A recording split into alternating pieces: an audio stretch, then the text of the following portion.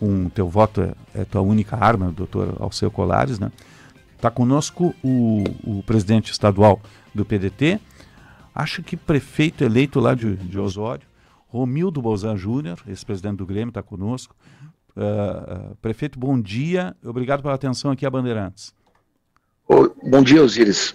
É um prazer falar contigo, não tinha nada, absolutamente nada para comemorar, né? É verdade, né? A gente tem que seguir a vida. O doutor Alceu foi longevo, 97 anos, deixou uma marca no Congresso de Combatividade, deixou uma marca na Prefeitura e outra no governo do Estado, sempre defendendo o trabalhismo. Como resumir essa passagem no nosso plano terrestre do doutor Alceu, o doutor Romildo? Olha, são poucos os homens públicos tão vocacionados como Colares, né? São homens que tinham assim, uma espécie de verniz político, uma linha política, uma conduta política, uma personalidade política, uma atitude política, um comportamento político que raramente tu encontra em qualquer outra pessoa. Tudo isso fruto exatamente das suas experiências de vida, da sua identificação ideológica, do trabalhismo, esse trabalhismo que de 30 para cá basicamente foi, vamos dizer assim, a ideia, a ideologia, a doutrina que impulsionou o desenvolvimento do país em todas as áreas. Pode encontrar onde tu quiseres, aonde tu quiseres ir, tu vai encontrar raízes muito profundas das políticas trabalhistas. E o Colares era uma espécie de síntese disso. Não tanto quanto o Brizola, não tanto quanto o Getúlio, não tanto quanto o Jango, mas no Rio Grande do Sul, sem sombra de dúvida, o Colares foi o comportamento mais expressivo, mais saliente, mais importante desta luta de uma pessoa que saiu do nada, chegou onde chegou, fruto do seu trabalho, da sua bravura e principalmente daquilo que desbravou para si, para a sua vida pessoal e para todos aqueles que lhe seguiram. Mas o Colares, sem sombra de dúvida, foi um líder e é um líder que representa toda uma trajetória de quem de baixo surgiu, de baixo teve oportunidade e se consolidou como uma liderança política e uma vocação pública importante. Doutor Romildo, Fernando Zanuzzo, bom dia, né, pelo ofício, por educação. Bom dia. Como vinha sendo a participação de Colares no partido? Vocês tinham contato? Como é que era a vida nos últimos anos dele, a vida partidária? Não, ele não tinha aquele cotidiano, aquela vida assídua normalmente que havia, né? Quer dizer, ele não tinha mais aquela assiduidade, aquela situação de frequência no partido. Mas vamos dizer assim, todos aqueles que vinham ao Rio Grande do Sul, todas aquelas lideranças importantes partidárias que vinham do Rio Grande do Sul, e em um determinado momento do dia, da semana, do mês, do ano, de alguma forma ou de outra, iriam visitá-lo. Por quê? Porque significaria um símbolo. É um símbolo de respeito, era um símbolo de reverência, era uma forma de homenageá-lo e era uma forma também de escutá-lo.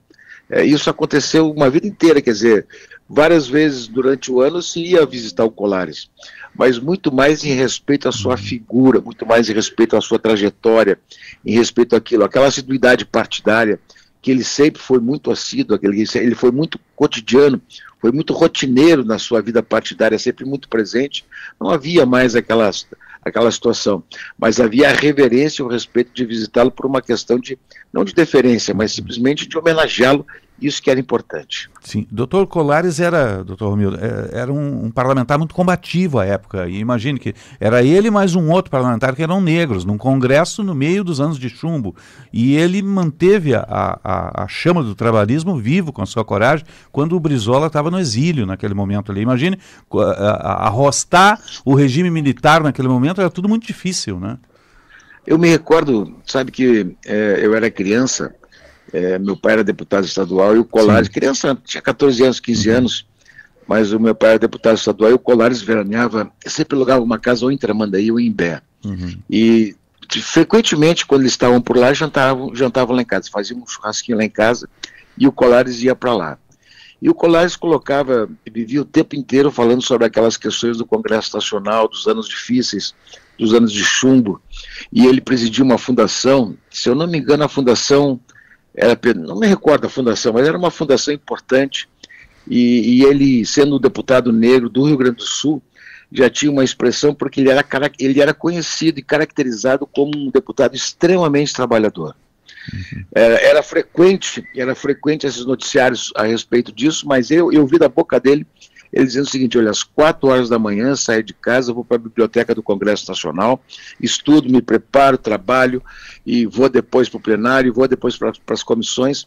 E aquilo me chamava tanto a atenção, porque a dedicação ao mandato público muitas vezes parece assim uma situação de só de visibilidade. Não, tem todo um trabalho. E o Colares foi um homem extremamente vocacionado para aquilo. E naquela época que acabaram caçando vários deputados, inclusive aquele deputado do Paraná, Alencar Furtado, Sim. por conta de um pronunciamento público que foi feito, o Colares era o presidente da fundação e se manifestou. Né? Caçaram vários, o Colares se manteve firme, não porque não tivesse feito um pronunciamento do mesmo nível dos outros, pelo respeito, pela integridade, pela absoluta capacidade de ser um homem íntegro, e isso deu para ele uma espécie assim de autoridade moral que talvez ficasse inatingível. Eu acho que o Colares, nesse momento, merece não somente esses reconhecimentos todos, mas principalmente a reverência de quem teve uma vida absolutamente pública e de boa vocação inatacável. Sim, e para ele era tudo muito mais difícil, porque se hoje a gente imagina que a questão do racismo é forte, imagine a época, um deputado negro, trabalhista, em meio a um congresso que era majoritariamente do regime, né? Exatamente. E mais do que isso, não somente por ser essas características citadas, mas por um deputado que se salientou pela capacidade de trabalho, pela integridade moral e pela capacidade intelectual e principalmente pela integridade. Uhum. Eu acho que essas questões são questões assim, porque na vida pública existe uma máxima, né? Não adianta tu conversar com todo mundo, simplesmente ser um convivente de todo mundo, ser uma pessoa que tem a capacidade de se relacionar com todo mundo. O mais importante nas relações que tu tenha com todo mundo é tu jamais perder a tua autenticidade. Uhum. E o Colares sempre foi isto. Quer dizer, o respeito que se dá a uma pessoa é pela capacidade do que ele é, do que ele pensa e daquilo que tem de firmeza, principalmente nas suas convicções. Sim, eu tive a sorte de conviver com o Dr. Colares como setorista do Palácio dos anos 90 ali, e ele adorava os municípios, adorava os prefeitos, o senhor sabe o que é isso? É um municipalista também, e ele teve a visão de criar os Coredes na época quando governador. Isso foi um salto muito grande, né? Sim, e os Coredes permanecem até os dias de hoje, embora não com a importância, talvez, que ele tenha, que se tenha da forma como ele surgiu, da forma como ele foi criado, ou pensado, imaginado, mas os Coredes até os dias de hoje decidem parte do orçamento do Rio Grande do Sul. Decidem obras que são feitas nas regiões, decidem situações que são votadas e que são ainda determinadas pelo governo do Estado, não numa grande fração, Sim. mas numa pequena fração do orçamento, que realmente é feito. Isso é fruto da capacidade de democratização do recurso público. Isso ainda, por incrível que pareça, nós estamos falando de 90, já se passam muitos anos disso, mais de 30 anos, e isso permanece vivo porque era uma política que criou profundas raízes. Né? Com certeza. Dr. Romildo Bolzan Júnior, presidente estadual do PDT, obrigado pela presença conosco aqui, um Feliz Natal e vamos aqui rememorar o legado do Dr. Colares. Um abraço.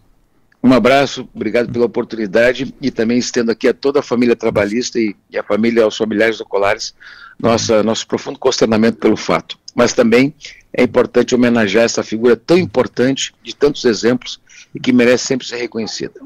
Um abraço, obrigado. 9h30, assim conversamos aí, ex-presidente